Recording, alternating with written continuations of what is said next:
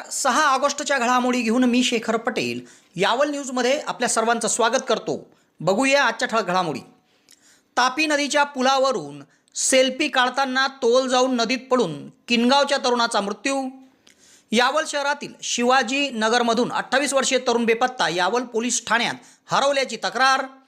अंजाळे येथे महसूलच्या पथकाने कारवाई करीत वाळू उचल करणारे साहित्य केले जप्त. टाकरखेडाजवळ तापी नदीत अज्ञात तरुणाचा मृतदेह आढळल्याने खळबळ. ओळख पटवण्याचे आवाहन. श्री क्षेत्र मनुदेवी फाट्याजवळ पेरू कापल्यानंतर ते पांढरे निघाले याचा राग येऊन तिघांनी 40 वर्षीय व्यावसायिकाला केली मारहाण.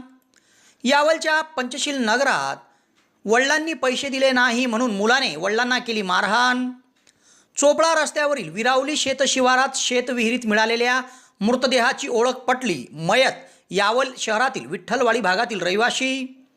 यावल तहसील कार्यालयात ग्रामपंचायतच्या निवडणूक संदर्भात लगबगीने मतदार याद्या तयार करण्याचे काम सुरू.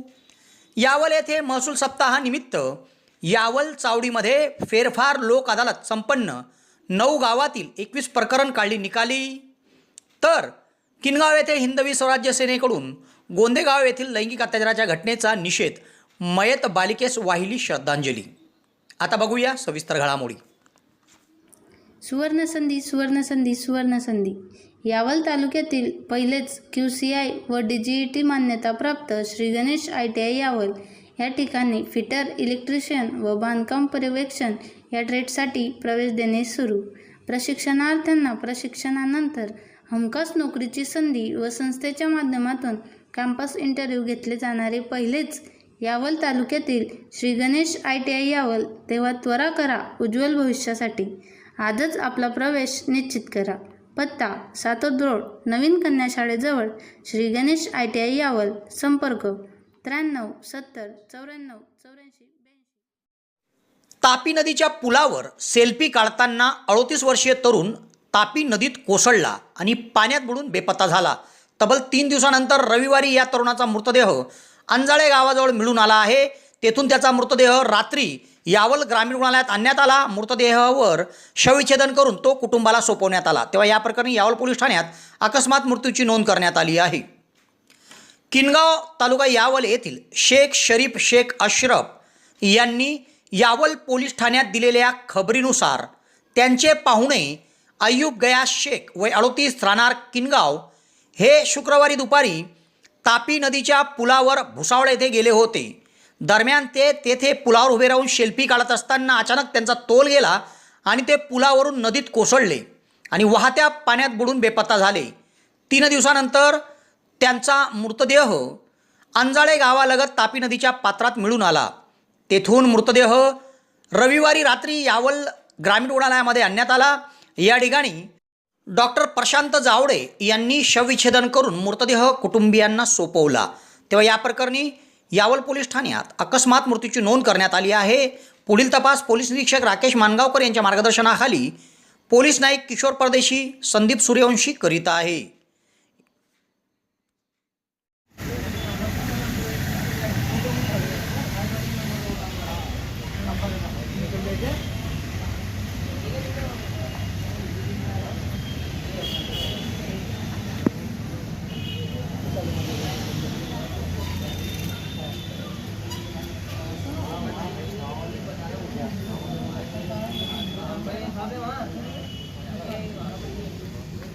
आएंगे भी हवलदार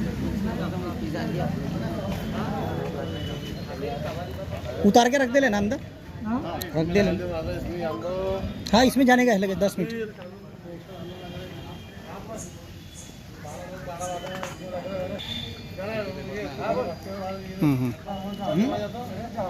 आधा घंटा लगेगा यहाँ पर.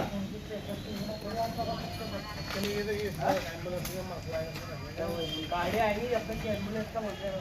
बड़े वाले का नंबर दे दो दादा, एम्बुलेंस.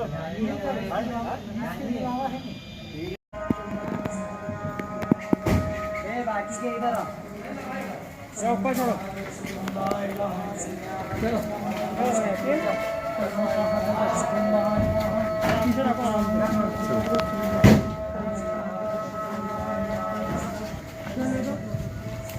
चलो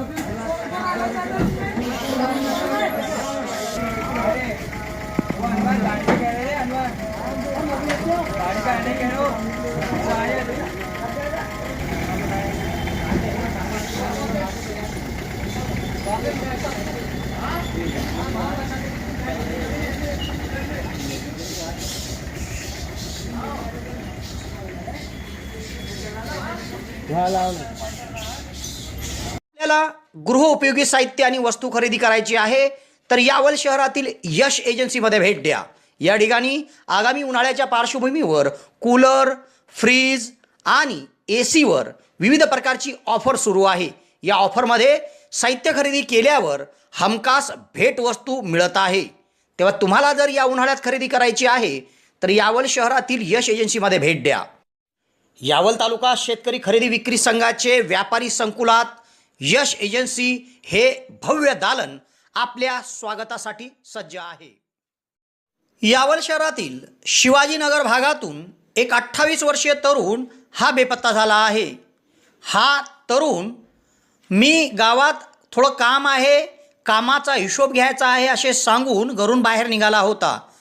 मात्र हा 28 वर्षीय तरुण नंतर घरी परत आलाच नाही. तेव्हा या प्रकरणी यावल पोलीस ठाण्यात हरवल्याची तक्रार नोंदवण्यात आली आहे. यावल शहरात शिवाजीनगर आहे. या शिवाजीनगरातील रहिवासी 28 वर्षीय तरुण हा आपल्या घरी सांगून निघाला की मी आपल्या कामाचा हिशोब घेऊन येत आहे. कामाचा हिशोब घेण्यासाठी घराच्या बाहेर निघालेला हा 28 वर्षीय तरुण नंतर घरी परत आलाच नाही. त्याचा सर्वत्र शोध घेण्यात आला, नातेवाईकांकडे तपास केला, त्याच्या मोबाईलवर संपर्क साधला. मात्र हा तरुण कुठेच मिळून न आल्याने यावल पोलीस ठाण्यात हरवल्याची तक्रार नोंदवण्यात आली आहे. पुढील तपास सहाय्यक फौजदार विजय पाचपोळ करीत आहे. अंजाळे या गावात तापी आणि मोर नदीच्या संगमावर वाळू उचल केली जात असल्याची माहिती तहसीलदार मोहनमाला नाझीरकर यांना मिळाली होती. तेव्हा त्यांनी तातडीने त्या ठिकाणी जाऊन कारवाई केली असता तहसीलच्या पथकाला पाहून संबंधित वाळू उचल करणारे हे साहित्य सोडून फरार झाले. तेव्हा त्यातील काही पाईप आणि काही साहित्य जागेवरच तहसीलच्या पथकाने जाळून टाकले तर इतर साहित्य ताब्यात घेण्यात आले आहे. अंजाळे या गावाजवळ मोर नदीच्या पुलाच्या खाली तापी नदीच्या पात्राच्या लगत काही जण वाळू अवैधरित्या उत्खनन करून उचल करत असल्याची माहिती तहसीलदार मोहनमाला नाझीरकर यांना मिळाली. तेव्हा त्यांनी आपल्यासोबत मंडळाधिकारी HM तळवी, तलाठी ईश्वर कोळी यांना घेऊन त्या ठिकाणी कारवाईसाठी त्या रवाना झाल्या. तेव्हा पुलावरूनच तहसीलदारांचे वाहन पाहून वाळू उचल करणाऱ्यांनी साहित्य सोडून पळ काढला. तेव्हा तहसीलदारांनी त्या ठिकाणी साहित्य जप्त केले आहे तर इतर साहित्य जागेवरच जाळून नष्ट केले आहे. संबंधित फरार झालेल्या वाळू उचल करणाऱ्यांचा शोध तहसील कार्यालयाच्या वतीने सुरू आहे. टाकरखेळाजवळील शेळगाव बॅरेजच्या पात्रात एका अज्ञात तरुणाचा मृतदेह आढळून आल्याने खळबळ आली आहे. सकाळी हा मृतदेह नदी पात्रात तरंगताना दिसला तेव्हा यावल पोलिसांना माहिती देण्यात आली. घटनास्थळी पोलिसांचे पथक रवाना झाले. मृतदेहाच्या हातावर त्रिशूल गोंदलेले असून त्याची ओळख पटवण्याचे आवाहन पोलिसांनी केले आहे. टाकरखेळा तालुका यावल येथे तापी नदीवर असलेल्या शेळगाव बॅरेजच्या पात्रात एका अज्ञात तरुणाचा मृतदेह नागरिकांना दिसून आला. तेव्हा त्यांनी तातडीने यावल पोलीस निरीक्षक राकेश मानगावकर यांना याबाबत माहिती दिली.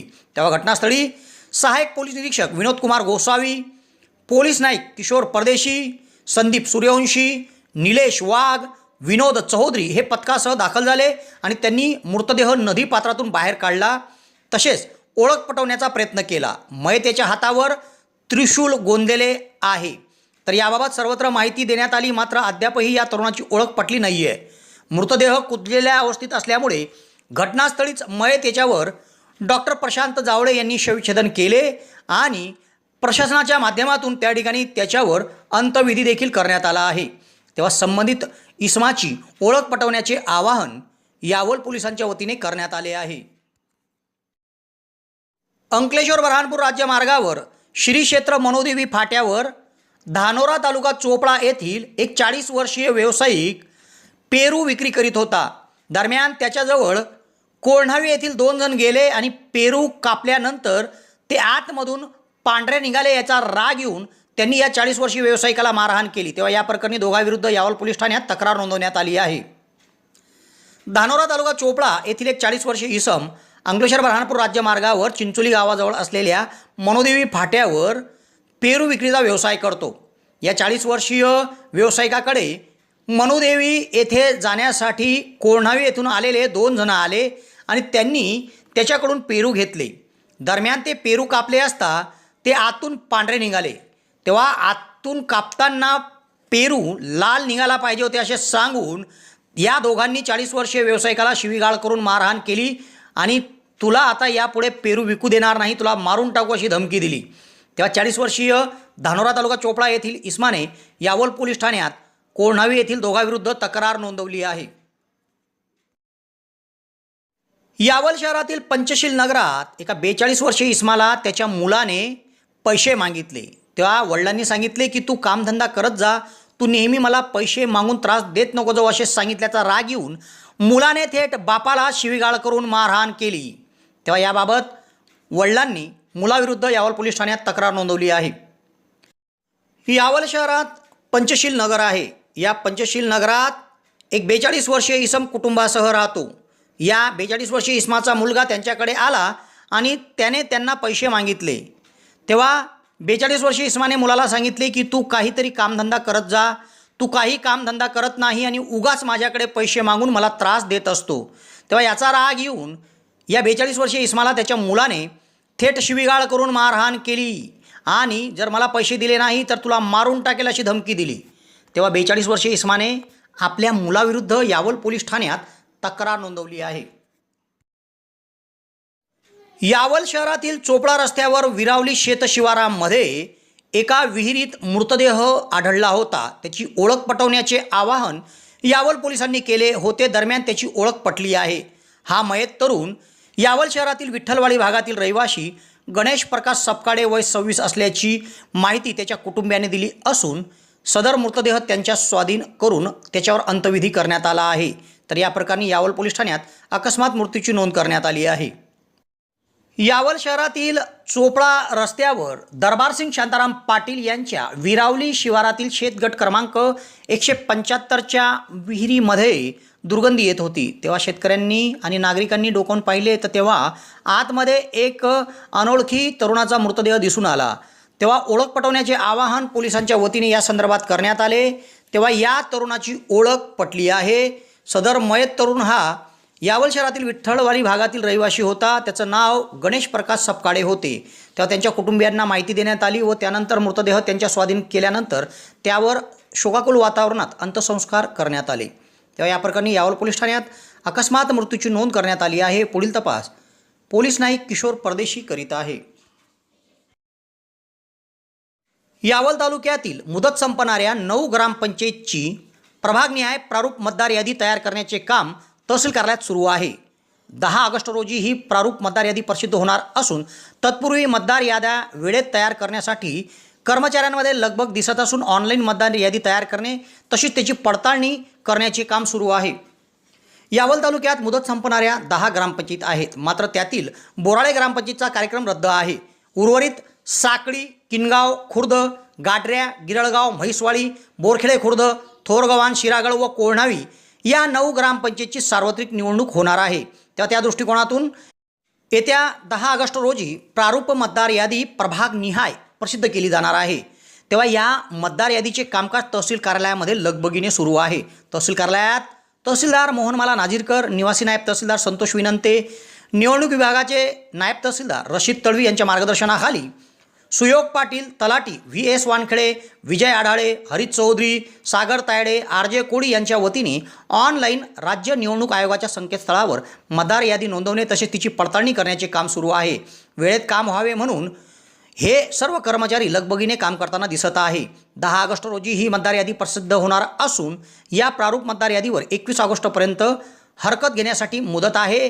तर या संपूर्ण हरकतीवर निर्णय घेऊन दिनांक 25 ऑगस्ट रोजी अंतिम मतदार यादी जाहीर केली जाणार आहे व त्यानंतर निवडणुकीचा कार्यक्रम जाहीर होणार आहे।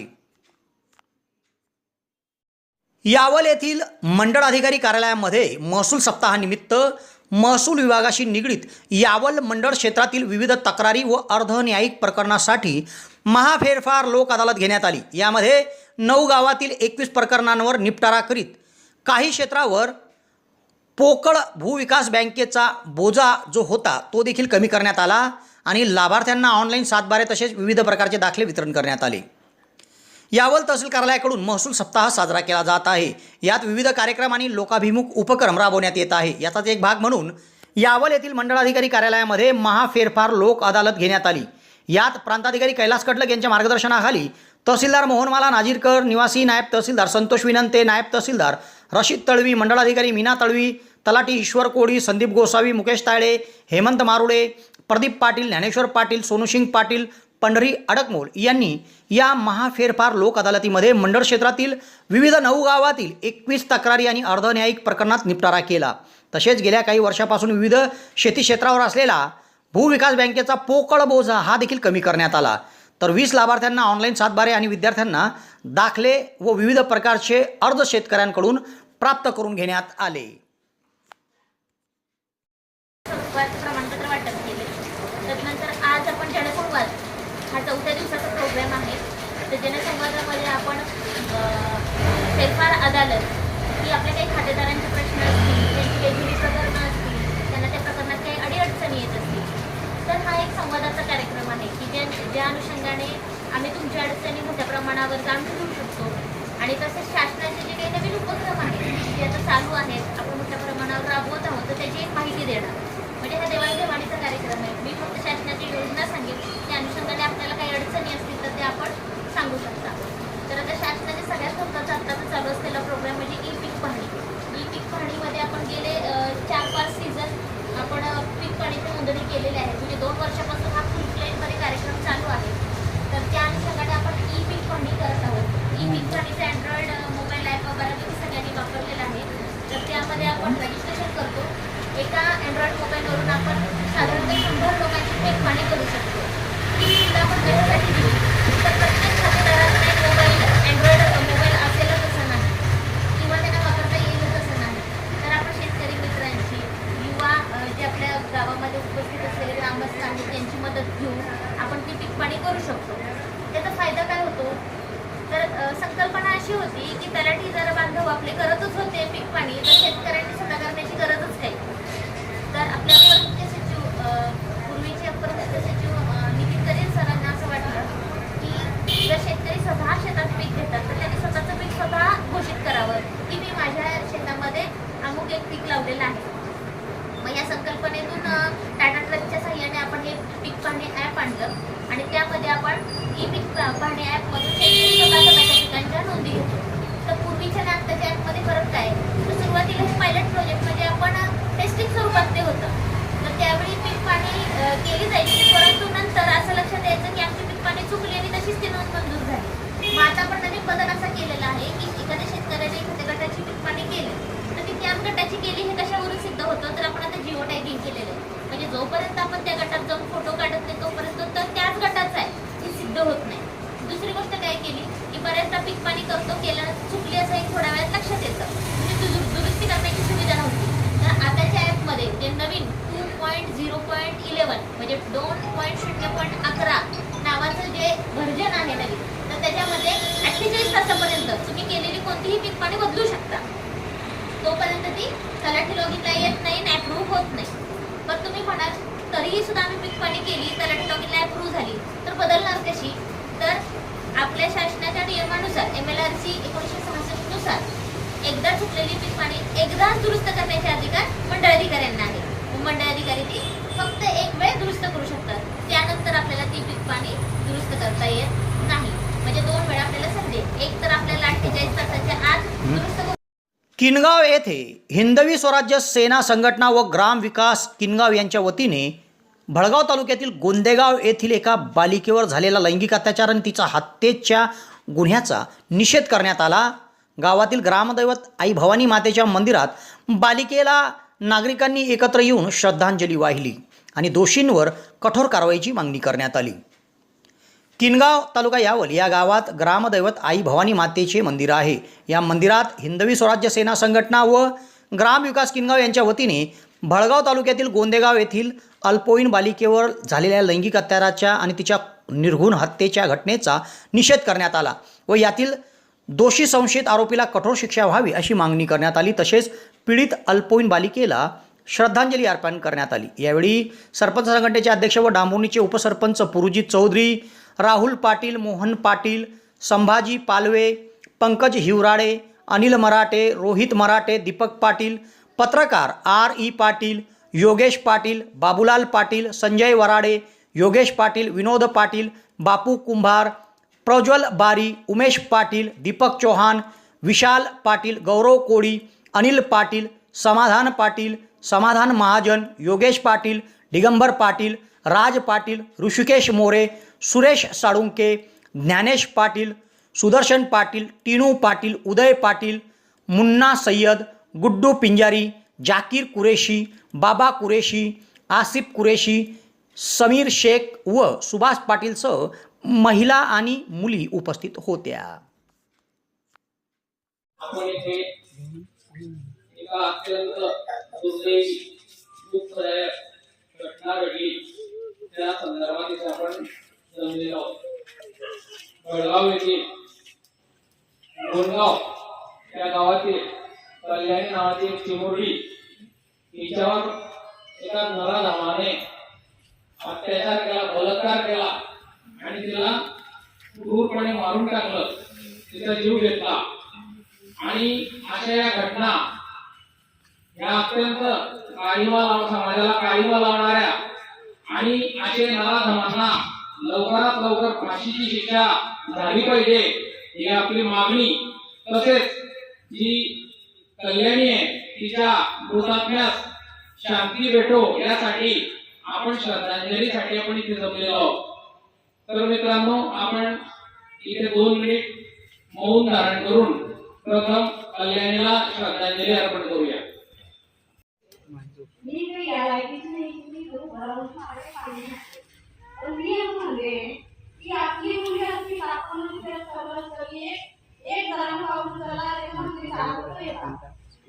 गावात काही घटना घडली तर जो मनुष्य या कार्यक्रम बाहेर त्याच्याकडे तुम्ही बातमी घेऊ शकता.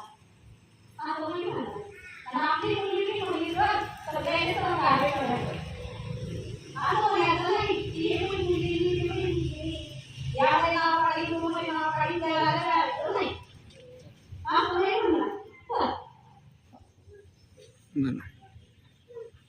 तेव्हा या घडामोडीसह आज इथेच थांबतो. नवीन घडामोडीसह उद्या पुन्हा आपली भेट घेईल. धन्यवाद.